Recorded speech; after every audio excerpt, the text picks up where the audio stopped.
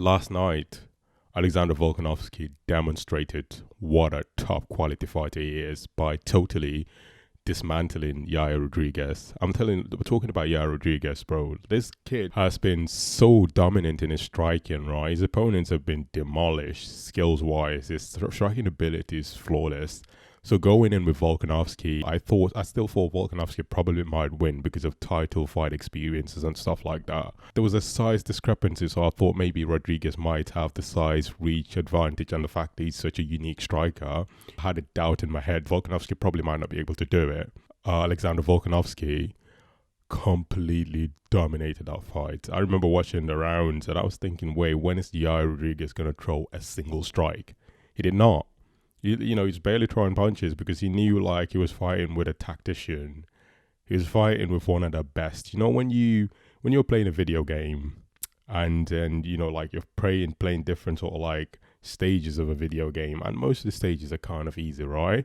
Not as challenging, but until you get to reach the boss, the final, like the villain, that's where it becomes challenging. And in this particular context for Yair Rodriguez, Alexander Volkanovski is the villain.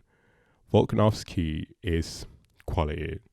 Honestly, at the moment, he is up there with someone like Israel Adesanya, for example, as pound for pound king, and along with obviously Johnny Bones Jones, to be honest. I think Volkanovski is underestimated, largely maybe because he's a small guy. He's a featherweight, so that might be a contributing factor to why maybe he's underestimated. Do you get what I mean? But he's a top quality fighter. The way he dismantled Rodriguez, and even before that, the likes of Chang Song Jung, for example, the Korean zombie, who was a really good contender. And not only that, but he defeated Max Holloway not once, twice, but 3 times. I'm talking about Max Holloway, someone we all could regard as the greatest featherweight of all time. Well, not anymore, to be honest. Not anymore. You can't lose 3 times to someone and still be considered the best or be better than him or being the greatest. No. The greatest featherweight of all time is Alexander Volkanovski, unequivocally. The sooner we accept that, the quicker we move on, to be honest. The Australian has just been on fire, literally demolishing every opponent that stands in front of his face. Literally. So he's a top qualifier, he's a great fighter, and honestly, I don't see anyone beating him soon, to be honest. His next opponent, Topuria, don't get me wrong, that Topuria guy, he's a top-class fighter. He's very powerful, very durable, he's very skillful. You know, his striking ability is just absolutely flawless. The way he knocked out Jay Herbert in London was just absolutely crazy. And his recent fight, he totally demolished the contender.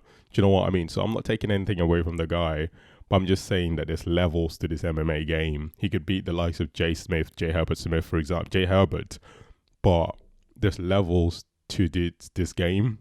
And I think at this particular level, Alexander Volkanovski is the best fighter that anyone could face. To be honest, he's the GOAT. He's the pound-for-pound king in the featherweight division. So I don't see anyone like Topuria, for example, standing a chance against Volkanovski. It's not going to happen. Just like some people had the idea that Yair Rodriguez is like a big lad, he's 5'11" and all of that. So there's this assumption that maybe he might beat Alexander Volkanovski. But you got to remember, Alexander Volkanovski went toe-to-toe with Islam Makhachev. And some people are still arguing that Volkanovski won that fight. Though I possibly believe that Islam Makhachev just edged it a little bit. But there's still people actually debating it. The fact that people are debating that Volkanovski won that fight tells you everything that you need to know. So if Volkanovski can go up to lightweight at 155 pounds and give the champion the biggest challenge of his life, think about what he's going to do to like the people or the fighters at 145 pounds. There's a discrepancy. The guy used to be a rugby player. The guy used to weigh 200 pounds at 5'4" or 5'6". That's crazy. So we all know, if we're going to be honest, in the featherweight division, we don't see anyone who's going to beat him. Unless maybe there's a big lightweight that goes down to featherweight and challenges Volkanovski. Maybe then they might give him a trouble. But like in the current 145 pound division, I don't see anybody who'd be able to defeat Alexander Volkanovski. It's just not going to happen, honestly. He's just too good, too talented, too fluid, too swift. His movement, his fast, his striking, his wrestling, everything is just absolutely flawless. So Topuria, who's the next opponent, he better be ready.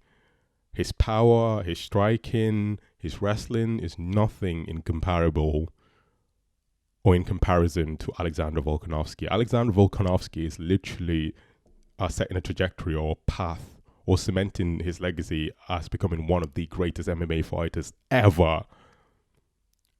So, like, I don't see anyone in that 145-pound division who could beat him. Not even lightweight. Many fighters in lightweight won't be able to beat him. If he can go up to lightweight and to give Islam Makhachev the biggest fight of his career, mates, the 145-pounders do not stand a chance. So Volkanovski is definitely the king, and definitely one of the pound-for-pound kings, and I don't see him losing anytime soon. Not anytime soon, ladies and gentlemen. He's a top quality fighter, absolutely sensational. So what are your thoughts on the fight? It was definitely a sensational event, ladies and gentlemen. It was really, really good.